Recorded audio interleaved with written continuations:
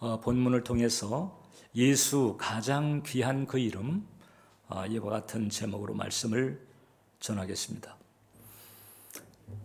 자, 여러분들은 여러분들의 삶의 현장에 그 문제가 닥쳤을 때 이제 어떻게 해결을 구할까? 일단 알게 된 그 하나님을 의지하는 마음으로 기도를 할 것입니다. 기도도 이제 언제 하느냐, 타이밍이 중요한 거지요. 어떻든 이제 기도로 하나님을 의지하면서 응답을 받으려고 합니다. 그러나 솔직히 응답 여부에 대해서 자신 없을 때가 더 많은 것이 우리의 현실입니다. 그래서 우리는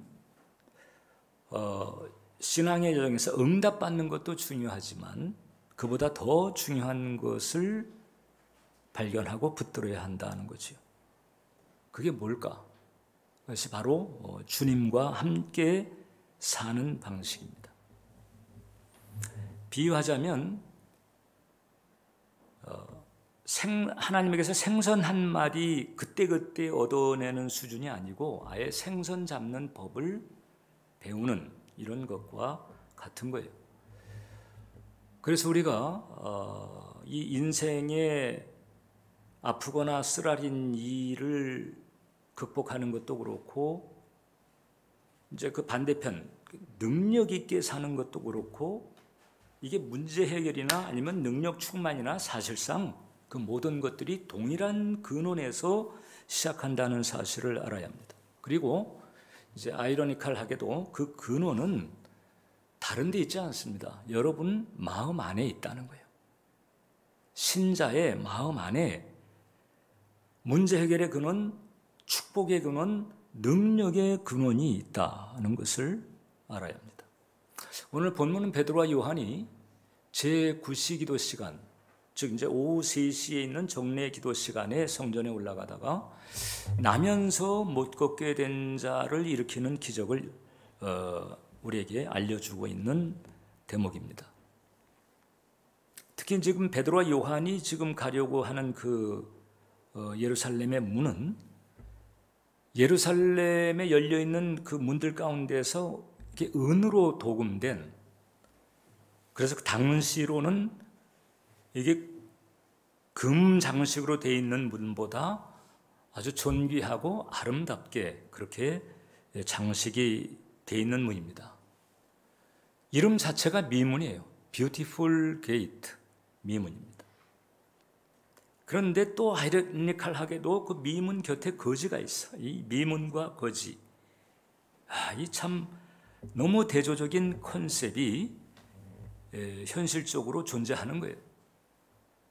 성전은 하나님의 영광과 능력을 상징하는데 거지는 험한 광야 같은 세상을 살아가는 우리네 인간의 모습을 대변합니다. 이제 그 둘 사이에 격차를 좁히는 것이 문제입니다. 그런데 베드로와 요한은 그 격차를 어떻게 줄이는가 하는 해법을 우리에게 보여줍니다. 그래서 이 베드로와 요한이 가진 것을 우리도 가지면 마치 생선 잡는 법을 배우는 것과 같은 축복을 얻게 된다. 그것이 어떤 것일까? 자, 두 가지가 있는데 이 첫 번째가 임마누엘 신앙입니다. 자, 베드로와 요한이 그 지체 장애자에게 가서 우리를 보라고 소리를 쳤습니다. 우리를 보라. 베드로와 요한이 이렇게 동전 한 푼 던져주고 끝나는 게 아니고 가서 우리를 보라고 할 때에는 뭔가 심상치 않은 상황이 되는 거죠. 뭔가 이제 일어나지 않으면 안 되는 상황이 되는 것입니다.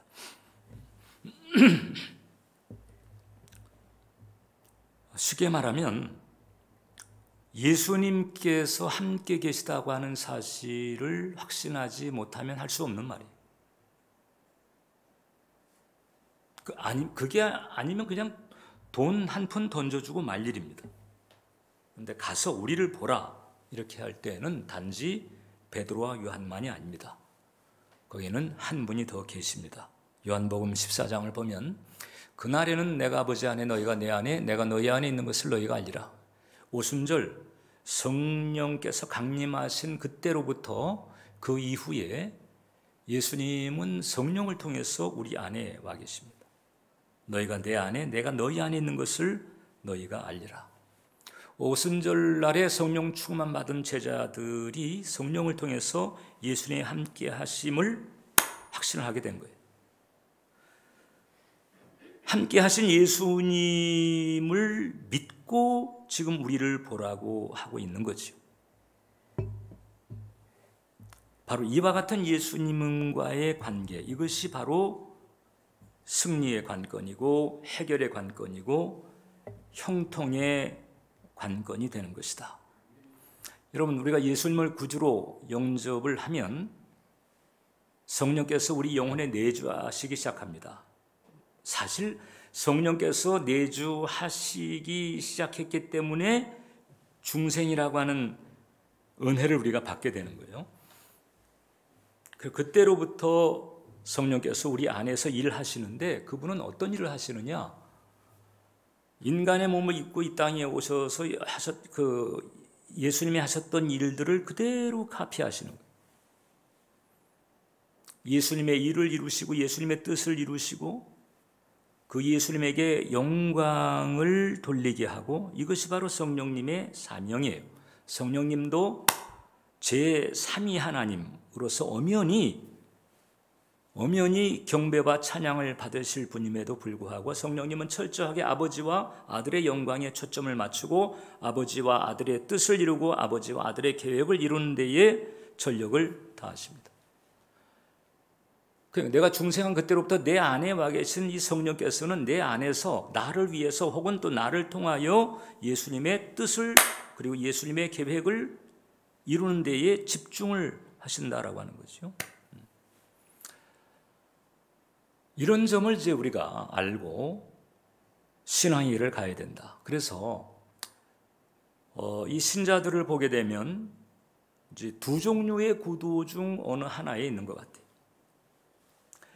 어떤 이제 문제가 닥쳤단 말이죠. 이 닥친 문제를 놓고 한 부류는 어떤 부류인가 하니 이제 주님을 향해서 간절하게 기도합니다.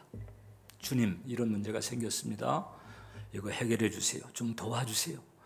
고달픕니다. 뭐 이렇게 이제 주님을 향해서 기도하는 이런 그룹이 있습니다. 근데 이제 이 그룹은 이제 가만히 보면 뭐 사실 우리들 얘기 아니에요. 네. 이 그룹의 이 구도를 가만히 보면 이제 마치 주님과 내가 떨어져 있는 것 같아. 그래서 이 떨어져 있는 뭐 그게 뭐 짧든지 길든지 아무튼 나하고 떨어져 있는 주님을 향해서 내가 간청하고 애원하고 있는 거예요. 그런 느낌이 강하죠. 그런데 또 한 그룹이 있다는 거죠. 어떤 그룹인가 하니 이제 문제가 닥쳤는데 이 그룹은 주님에게 요청하는 게 아니고 주님과 함께 다루어요. 그 문제를. 그러니까 조금 전에 얘기한 주님을 향해서 기도하는 것, 이걸 해야 되지만 그러나 이제 거기에서 그칠 일이 아니라고 하는 것인데, 그래서 마치 이제 나하고 떨어져 있는 주님에게 탄원하고 요청하고 이런 분위기인 거잖아요. 그런데 후자, 즉 주님과 함께 문제를 다루는 이 그룹들은 주님과 떨어져 있는 것이 아니고 주님과 연합한 느낌이 있다는 거잖아요. 연합한 느낌. 지금 이 지체 장애자의 문제를 놓고 베드로와 요한은 기도하지 않았습니다. 하나님, 이 지체 장애자의 문제를 해결해 주세요. 이 질병의 문제, 저주의 문제를 해결해 주세요. 지금 이렇게 기도하지 않았잖아요. 그냥 가서 손잡고 일어나라 이렇게 하고, 일어나라. 예수 이름으로 일어나라 이렇게 하고. 그러니까 이 베드로와 요한은 이제 우리 신자에게 허락된 권세가 어느 정도인지를 보여준다. 예수의 이름으로 지체장애자 손을 붙잡고 일어나라 하게 되면 일어날 수 있는 그 가능태가 어디까지인지를 우리에게 보여주고 있단 말이에요. 그래서 이렇게 이제 주님과 연합한 상태에서 문제를 다루는 이 구도는 응답을 받았나 안 받았나 여기에 흔들리지 않습니다. 응답이 있으면 감사하고 응답이 없어도 흔들리지 않습니다. 왜냐하면 함께 하시는 그 주님 때문에 모든 상황에서 자족합니다. 응답을 안 하시면 그 뜻이 있는 거예요. 그것 때문에 시험 타거나 낙심하거나 그러지 않습니다. 바울처럼 모든 상황에서 자족하는 넉넉함을 가지게 되는. 왜? 함께 하시는 주님 때문에. 여러분들은 어느 구도에 속할까? 여러분들이 어떤 문제를 놓고 그걸 다룰 때 주님이 이미 떨어져 있는 느낌일까? 아니면 주님과 연합한 느낌일까? 우리에겐 둘 다 있어야 돼요. 둘 다. 우리에겐 둘 다가 필요합니다. 적어도 마치 떨어져 있는 듯이 느껴지는 주님에게 기도하는 그 수준에서는 머물지 말자는 거죠. 그래서 우리 신앙생활이라고 하는 것은 내게 닥친 일 혹은 또 내가 지금 엮여진 관계 이런 모든 일들을 예수님, 내 안에 계신 예수님과 함께 다루는 거예요. 나하고 떨어져 있는 그 예수님에게 이 문제를 가지고 가서 예수님 날 도와주세요 이게 아니고 내 안에 계신 예수님과 함께 내게 닥쳐진 일들을 예수님과 함께 다루어 나가는 이것이 충만한 신자의 영성이다. 이것을 이제 우리가 다른 말로 임마누엘 영성이라고 하죠. 예수님과 함께 연합한 그런 신앙, 그런 영성. 자, 이 지체장애자이면서 40년 거지였으니까 이게 이제 절대 절망의 상태거든요. 상식 수준, 세상 수준에서는 절대 절망의 상징인데 이 베드로와 요한은 그 상황에 이게 기죽지 않고 저벅저벅 다가가서 우리를 보라고 하는 거예요. 예수님 아니고서는 할 수 없는 말입니다. 그러니까 임마누엘 신앙을 가지게 되면 이런 담대함이 있고 평안이 있다. 물론 이게 아무 때나 24시간 다 되는 건 아니에요. 왜냐하면 베드로와 요한이 성전을 출입할 이번이 처음이 아니고 이전에도 있었을 터인데 주님께서 지정하신 때에 함께 하시는 예수님께서 강권함을 주시면서 너 다가가봐. 내 이름으로 잡아 일으켜라. 이런 마음의 강권함을 주셨다는 거거든요. 그러니까 이런 가능성을 하나님께서 우리에게 열어주시는 때가 있다. 돌이켜보면 여러분들도 신앙생활에서 갑작스럽게 하나님께서 마음을 감동을 시켜주시고 발동을 시켜주셔가지고 그냥 머뭇머뭇하고 있었던 문제, 주저주저하고 있었던 그 문제들이었는데 갑자기 그냥 막 일어나서 막 그것을 시도하고 도전하고 다루고 이렇게 강권하시는 이런 체험들을 한 분들이 있을 거예요. 저도 그런 체험들이 있습니다. 돌이켜보면 정말 주님께서 하셨다. 주님께서 강권하시지 않고 그 우리 생각으로는 도저히가 안 되는 일인데 이런 체험들이 있는 거거든요. 나와 연합한 예수님께서 일상 가운데 나를 붙들어 주시면서 어떤 지정하신 그때에 하나님 나라가 확 열리도록 베푸시는 은총이죠. 임마누엘 신앙인 바로 이런 축복을 누리게 합니다. 그래서 이런 임마누엘 영성을 가지게 되면 담대함이 있고 평안함이 있어요. 그냥 늘 밥을 든든히 먹은 것처럼 배짱이 있다는 거예요. 어떻게 하면 이런 영성을 가질 수가 있을까? 일단 첫 번째 시선을 자꾸 예수님께 옮겨야 돼요. 시선을 자꾸 예수님께 옮겨야 된다. 히브리서 12장을 보면 믿음의 주요 온전케 하시는 예수를 바라보자. 그러니까 예수님은 믿음의 주요 온전케 하시는 분입니다. 예수님을 자꾸 바라볼수록 자꾸 바라볼수록 믿음이 생기고 온전하게 되는 거예요. 여기다가 또 그냥 바라보는 게 아니고 믿음의 주여 온전케 하시는 예수님 믿음 주시고 온전케 하심을 감사합니다. 이렇게 나가버리면 주님께서 응답 안 하실 도리가 없는 거예요. 이러면서 예수님께 집중하는 습관이 있어야 된다. 필요할 때만 집중하는 게 아니고 집중하는 습관인 거예요. 그 신시아 부조우라고 하는 영성가가 있어요. 이분이 이제 어떤 얘기했는가 하니 영적인 훈련이 없으면, 그러니까 사람은 영적인 훈련이 없으면 그 인간의 정신은 2분 이상 어떤 것에도 집중할 수가 없다. 이런 얘기했어요. 그러니까 이분이 이제 자기가 직접 실험을 해본 거예요. 그래서 이제 고속도로를 이제 차 타고 가면서 이제 그 5마일, 그러니까 2분이니까 이제 5마일 동안에 빨간색에만 집중해 보자. 처음에 한 30초간은 집중을 했다는 거예요. 그러다가 딱 갔는데 빨간색 바탕에 아이스크림 광고판을 딱 보게 된 거잖아요. 이제 그 다음서부터 무너졌어. 왜냐하면 빨간색은 봤는데 그 아이스크림 때문에 어린 시절 아이스크림을 먹던 추억으로 가게 되고 그 추억으로 가다 보니까 그때가 해변이었고 해변이 바닷물이 펄해가지고 이러다가 이게 이제 생각의 파생이라고 하는 것이고 이렇게 이제 생각이 너울 뛰듯 오락가락하는 이런 것을 불교에서는 원숭이 마음이라고 한단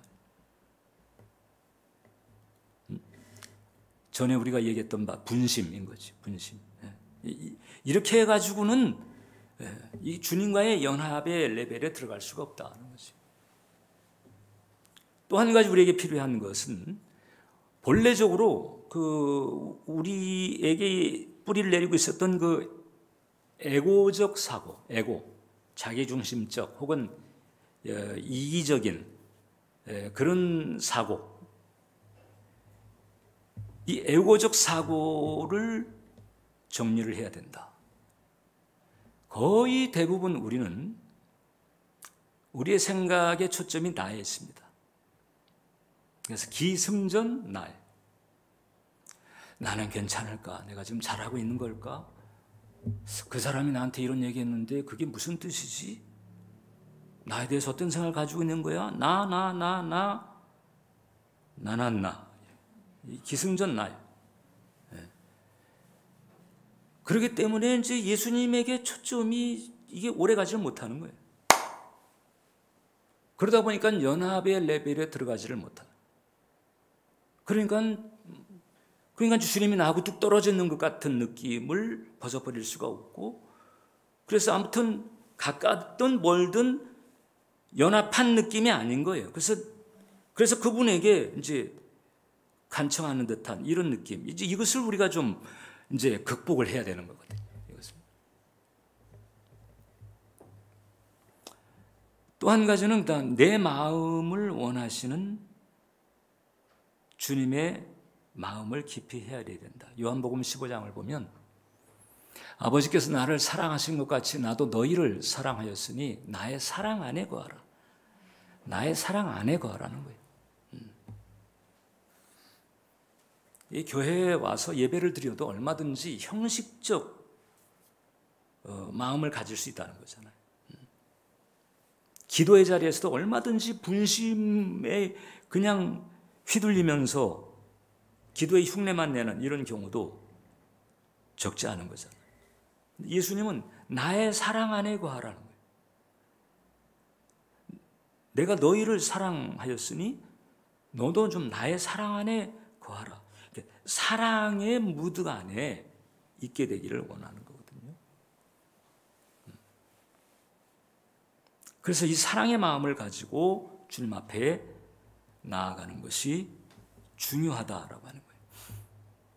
그 가브리엘 부시라고 이분도 이제 그 중세 때 영성가인데 그 이제 현대 그 영성가인데 이분이 이제 1940년 11월 달에 성찬식을 하는 중에 이제 주의 음성을 들었습니다. 그 주의 음성의 내용이 이제 이렇게 됐어요. 우선 바깥 세계에 대한 모든 감각의 문들을 닫으라. 그리고는 나를 내 영혼 앞에 확실한 현존으로 두어라. 자, 주님이 그 가브리엘 부시에게 들려준 음성인 거예요. 마지막으로 내 안으로 깊이 들어오라. 너는 내가 인간으로 사는 동안에 있었던 수천의 선행들을 상상할 수 있겠느냐? 모두 너희를 위해 살았던 것이다. 나는 너희들이 그 사실을 받아들이겠다고 동의만 하여도 더할 수 없이 기쁘다. 근데 여기서 이제 주님의 초청이 있는 거잖아요. 바깥 세계에 대한 모든 감각의 문들을 닫고, 그리고 이제 예수님을 영혼 앞에 확실한 현존으로 모셔라. 그리고 내 안으로 깊이 들어오거라. 어떻게 우리가 보이지 않는 주님께 깊이 들어갈 수가 있을까? 집중이죠. 집중. 또 사랑의 마음으로 집중하는 거예요. 이게 이제 귀한 것입니다. 그래서 여러분들이 이제 성경을 읽을 때 연애 편지 뜻, 아버지의 사랑, 주님의 사랑을 느끼면서 연애 편지 읽듯 읽는다면은 은혜입니다. 그건 은혜입니다. 축복이에요. 축복이에요. 대체적으로 막 의무감으로 막 버거워하면서 읽는 경우도 많잖아요. 아예 그리고 읽지 않으려고 자꾸 이렇게 하는 경우도 많고. 근데 성경을 읽는 최고의 자세는 뭐냐?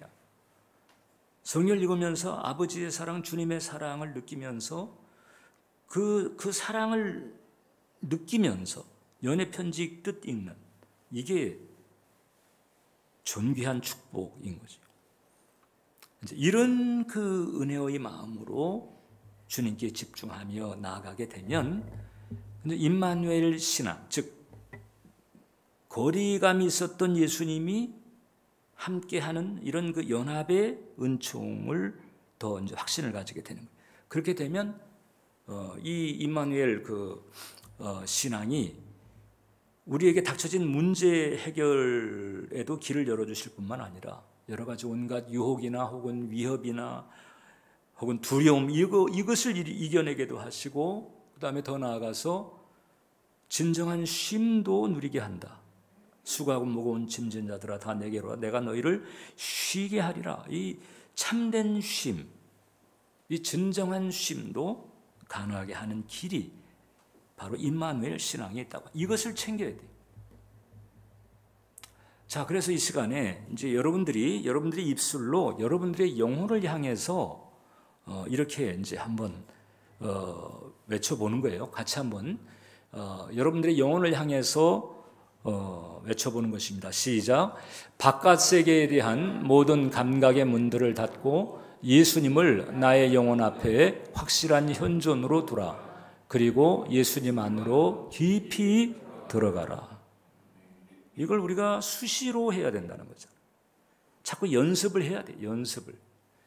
이게 말이 연습이지 본 게임입니다. 근데 자꾸 계속 트라이를 해야 된다는 점에서 제가 연습이라고 표현한 거예요. 자꾸 하고 또 해야 돼. 그 다음에 이제 또 하나가 강같은 성령의 역사입니다. 베드로와 요한이 거지를 향해 담대하게 외친 거잖아요. 베드로가 이르되 은과 금은 내게 없거니와 내게 있는 이것을 내게 주노니 나사렛 예수 그리스도의 이름으로 일어나 걸으라 하고 오른손을 잡아 일으키니 발과 발목이 곧 힘을 얻었다.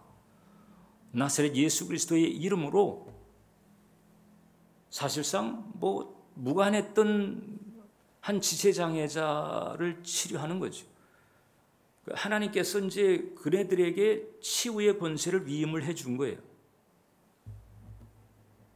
그때 베드로가 내게 있는 이것을 내게 준다고 그랬거든요. 그게 바로 뭐냐? 성령의 역사입니다. 자, 우리가 중생할 때 내주하시기 시작한 성령께서는 예수님의 일을 이루고 예수님의 뜻을, 예수님의 계획을 이루신다고 그랬잖아요.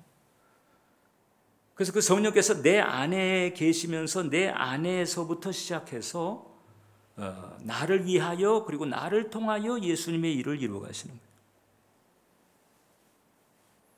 그런데 성령께서는 어떤 경향이 있는가 하니 이제 구원의 필요가 있거나 혹은 치유의 필요, 회복의 필요, 생명의 필요가 있는 곳으로 움직이십니다.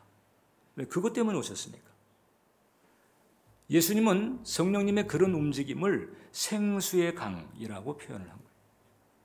요한복음 7장을 보면 나를 믿는 자는 성경 이름과 같이 그 배에서 생수의 강이 흘러나오리라 하시니 이는 그를 믿는 자들이 받을 성령을 가리켜. 자, 성령님인데 생수의 강인 거예요. 생수의 강은 끝없이 흐르잖아요. 흘러요. 네. 흐릅니다. 왜 흐르느냐? 구원, 치유, 회복 이런 생명의 필요가 있는 곳 때문에 끊임없이 움직이시는 거거든요. 네. 흐르는 거예요. 계속 움직이시는 거예요. 근데 이제 성령을 받긴 했는데 흐르지 않는 사람들이 있습니다. 그래서 어떤 사람은 성령께서 생수의 강처럼 역사하는 분이 있는데 어떤 사람은 성령의 웅덩이 움직이지 않아요. 움직여야 돼. 베드로에게 있는 그것, 베드로에게 역사하신 그 성령님의 파워는 분명히 흘러나갔단 말이죠. 구원의 필요가 있고 회복의 필요가 있고 치유의 필요가 절박한 그 영혼에게 흘러 들어갔다는 거죠. 이게 움직임이 있어야 된다. 어떻게 하면 이 성령께서 나를 위하여 그리고 나를 통하여 이렇게 움직이게 할 수가 있을까? 그를 위해서는 우리가 첫 번째 마음을 새롭게 해야 돼. 우리 마음에 쓰레기가 많으면 성령이 그냥 탁 막혀가지고 웅덩이가 돼버리지 생수의 강이 될 수가 없습니다. 마음의 쓰레기가 뭘까? 욕망, 탐심, 혈기, 음란, 시기, 질투, 온갖 종류의 부정적인 생각, 이게 바로 이제 마음 쓰레기. 이 쓰레기가 턱하니 성령께서 흐르는 길을 딱 가로막고 있는 거예요. 이런 것을 치워야 되거든요. 이런 것을 치우는 것을 우리가 마음을 새롭게 한다라고 하는 거예요. 지금 이제 베드로와 요한은 그 마음 쓰레기를 치우는 작업을 아주 치열하게 했던 사람이에요. 둘 다 제자 훈련을 예수님에게 직접 3년 반을 제자 훈련을 받았습니다. 3년 반 제자 훈련 받은 다음엔 또 십자가 사건에 또 충격 요법을 또 연단받았죠. 그 다음에 또 부활과 오순절 마가다락방의 성령 체험까지. 자, 제자 훈련 3년 반, 그 다음에 십자가 사건, 그 다음에 부활과 성령 체험. 이걸 이제 도합 합쳐보게 되면 신약 시대에 들어와서도 한 영혼이 어설픈 레벨에서 연합의 레벨까지 가는데 약 한 4년 정도는 걸린다 이렇게 볼 수가 있어요. 아이고 4년씩이나요? 여러분 모세는 40년 걸렸습니다. 성령님 덕분에 그나마 10분의 1 정도로 줄인 거예요. 근데 4년도 안 하고 연합의 레벨로 가려고 한다. 정말 주님께서 은혜를 주시면은 이제 그렇게 될 수 있겠지만은 예수님께서 한 영혼 한 영혼으로 하여금 어설픈 레벨에서 연합의 레벨까지 가는데 예수님도 4년을 시간을 들였다는 거거든요.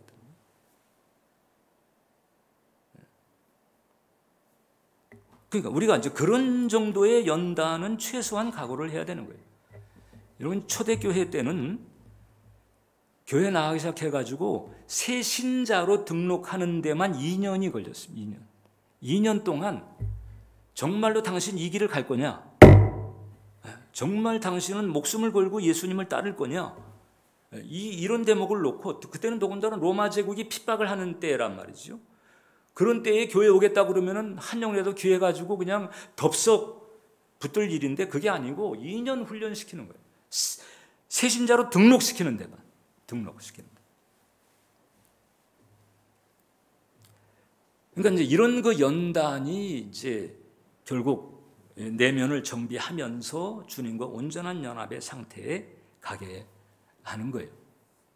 그러니까 여러분들도 이제 이런 점을 감안을 해서 뭐 교회에서 하는 훈련 과정이라든지 혹은 또 여러 그 영혼을 성장시킬 수 있는 이런 과정을 치열하게 가지는 게 필요하다.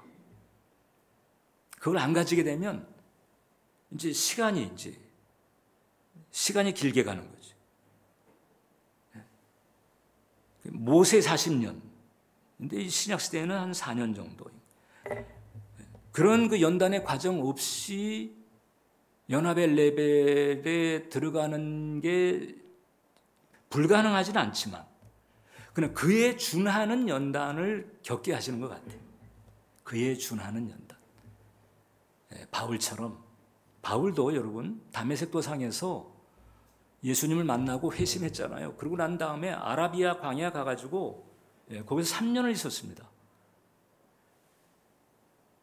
사도로서 복음을 전하는 일을 본격적으로 하기 전에 아라비아 광야에 들어가서 3년 동안을 그 이전에 그 구약학자로서 율법주의자로서 가지고 있었던 그 모든 성경 지식을 완전히 이 그리스도론으로 완전히 뒤집어 가지고 탈색하고 새롭게 염색하고 이 정서적 DNA를 그게 3년 걸렸습니다. 바울도 3년 걸렸어요, 여러분. 바울도. 근데 어떻든 이게 뭐 정식적인 훈련의 과정을 거치든 아니면 그에 준하는 연단의 과정을 가지든 간에 중요한 것은 바로 마음을 새롭게 하는 것이 대단히 중요하다. 그 다음에 또 하나가 이제 믿음으로 액션하는 게 필요한 거예요. 믿음으로 액션한다.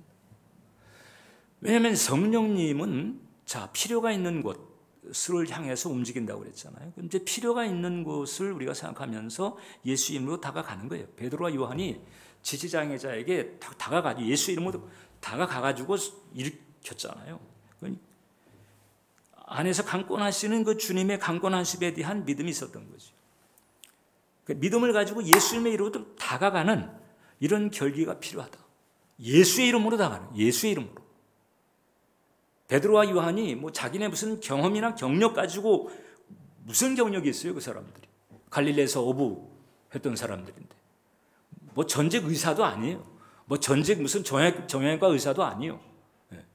어부 출신입니다. 뭐 자기네들이 다가가지고 우리를 보라고 할 게 없어요. 근데 함께 하시는 그 예수님, 그 예수님 때문에 그 예수님의 이름으로 나아간 거거든요. 예수님 이름이 참으로 귀하다. 초대교회 헤르마스라고 하는 그 교부가 있습니다. 이분이 그런 얘기 했습니다. 하나님의 아들의 이름은 위대하고 무한하여 온 세상을 떠받치고 있다. 요한은 이것을 로고스라 이렇게 이제 표현을 한 바가 있습니다. 온 세상을 떠받치고 있습니다. 300년대를 살았던 그 놀라의 성 바울리노라고 하는 분은 그런 얘기했습니다. 그리스도의 이름은 입안에 든 감로수요 혀 위에 놓인 꿀이며 한 번 맛보면 결코 헤어날 수 없는 살아있는 음식이며 생명의 소리 그 자체다. 그래서 예수 그 이름을 자꾸 고백하고 선포하게 되면 생명의 소리가 계속 퍼져나가는 것과 같다. 온 피조계가 예수 그 이름을 듣게 되면은 다시 한번 온 매무새를 새롭게 하듯이 예수 그 이름 앞에 순종할 수밖에 없다는 거거든요. 황금의 입을 가진 설교자로 유명했던 크리스토스톰 교부는 그런 얘기했습니다. 예수의 이름을 불러 모든 나쁜 생각들을 씻어버리자. 주님의 이름이 우리의 마음을 뚫고 들어올 때까지. 내가 예수 이름을 부르는데 예수 이름을 자꾸 부르다 보게 되면 이제 주님께서 저 친구가 진짜 나를 찾네. 이렇게 할 때 이제 예수님께 화답을 하신다는 거죠. 그 주님의 이름이 이제 우리의 마음을 역으로 뚫고 들어오는 이런 은혜의 때까지 그분의 이름을 계속 떠올려야 된다. 그러면 그분의 이름이 우리 마음속 깊이 내려가 영을 무찌르고 마귀의 역사를 제압하고 우리의 영혼에 영원한 생명을 줄 것이다. 예수 이름을 부르는 거예요. 믿음의 마음을 가지고 간절한 마음을 가지고 예수 그 이름을 생각하고 예수 그 이름을 부르고 선포하고 이렇게 되면 하나님의 현존을 모시려고 하는 아주 좋은 조건을 구비하게 되는 것이고 이제 그런 그 예수님의 이름에 대한 그 믿음, 신뢰, 사랑을 가지고 감사한 마음을 가지고 나로 하여금 예수 그 이름을 알게 하시고 예수 그 이름을 고백하게 하시니 이 얼마나 감사한 일인가.